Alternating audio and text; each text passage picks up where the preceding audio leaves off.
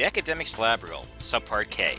Information on laboratory management plans to deal with the hazardous waste generated from your academic laboratories. If you are a university or college and wish to participate in the EPA's Subpart K optional academic lab rule, then you're going to need a laboratory management plan. However, what does the plan have to cover? Can I use an existing plan that I have? What is the EPA looking for in a laboratory management plan?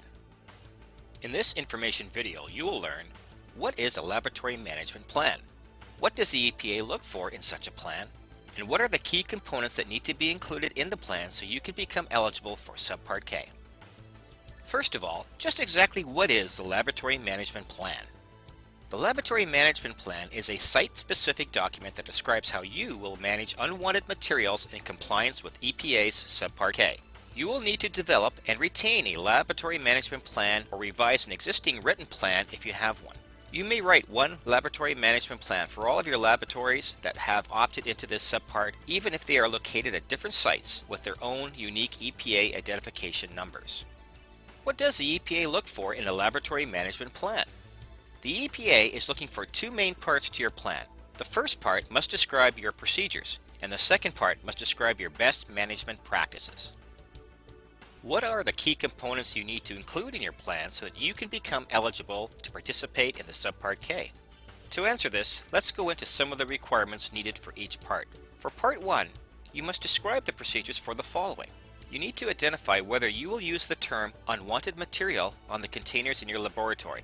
If you elect not to use this term, then you must state the term your lab will use instead. You will also need to identify the manner in which the information that is associated with the container will be communicated. You have options regarding the regularly scheduled removals of unwanted materials from your laboratories. You need to identify which option you will comply with. Once this section is written, the laboratory must implement and comply with the specific provisions that you develop to address the elements of Part 1 of the Laboratory Management Plan. For Part 2 of your Laboratory Management Plan, you will need to describe best management practices for the following.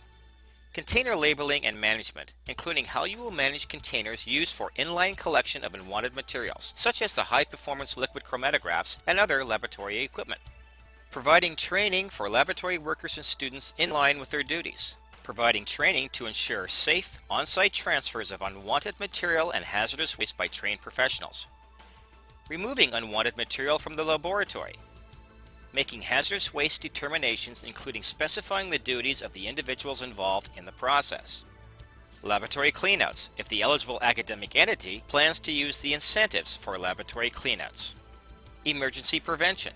In addition, you must make your laboratory management plan available to laboratory workers, students, or any others at your institution who request it. You may include additional elements and best management practices in Part 2 of your laboratory management plan if it chooses.